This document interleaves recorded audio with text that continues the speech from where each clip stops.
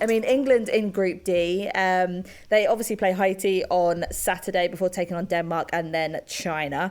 England drew 0-0 with Canada in a practice game on Friday, failing to score for a third game running. This is not the England we were expecting to kind of go into this competition with. Obviously, it's a very different squad from the squad that we had in the Euros, and obviously there's a massive hype around what the potential of the team, but to me, it doesn't feel like there's the same level of hype around England. I mean, Wiegman used 21 players, but Beth England didn't feature, and people were kind of getting themselves up in arms about that. I mean, what's your take? Do you think that's a kind of England for the bench the entire tournament? Do you think that's what Wiegman's planning on doing with her?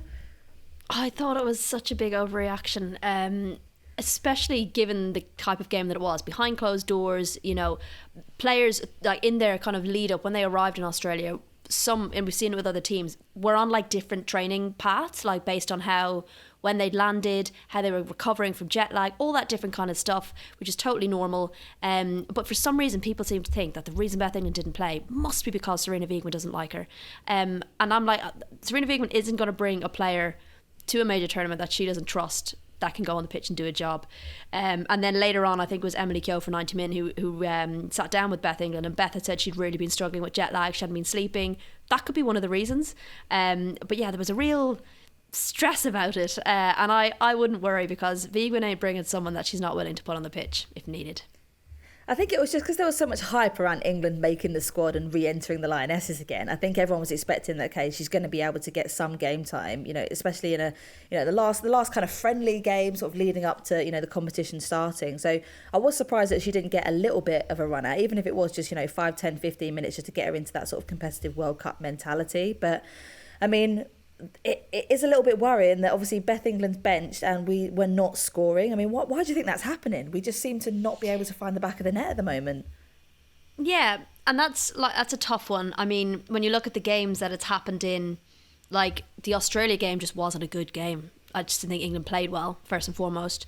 I'd call it a shit show. Portugal game, yeah, well, quite. I was being polite. The Portugal game felt like one of those games where first half wasn't brilliant, and then the longer they didn't score, the more stress they got about not scoring, because it wasn't for want of creating chances.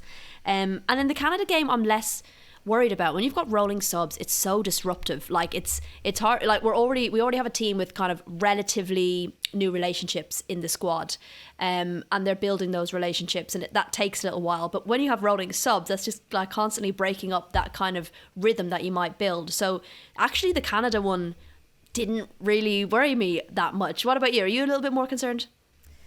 Yeah, I think the game against Haiti, I think everyone's obviously expecting England to pick up, the points and to start sort of creeping their way up the table and cementing themselves there. But for me, I think, you know, we were speaking to Danny last week or a couple of weeks back, and she was kind of saying like they've got this mentality that, you know, they're the underdogs. They're not in this competition. No one's expecting anything for them. And I think, you know, it only takes a team like Haiti to kind of like, you know, build a barrier to block, and a team like England who aren't scoring any goals at the moment to kind of have that drought, and then to all of a sudden be knocking a draw against a team like Haiti, which obviously like sets you back quite a way. And I think the team just seemed to be lacking confidence in front of goal, and that's surprising when you've got so much firepower up top. I mean, defensively, that's where everyone seems to be sort of having the most concerns, but if you're not scoring, you're not winning games, you might be drawing at best.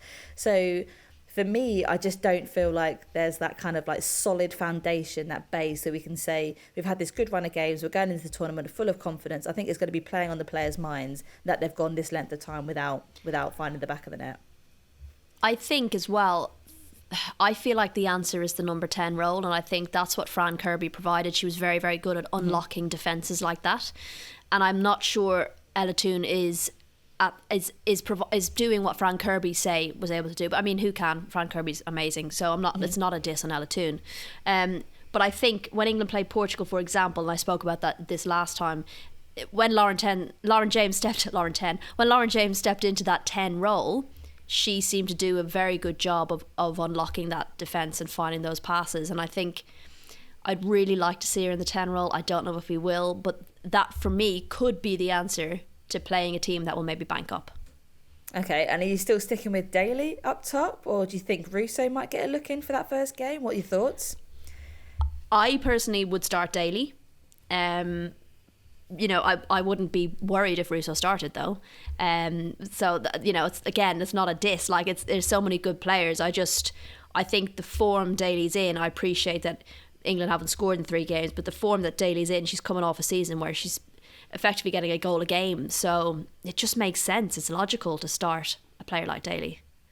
Okay, all right. Well, I've got to agree with you. I said from the outset, I would, despite my feelings about Russo and how personally invested I am in her future, I would 100% be starting Daly.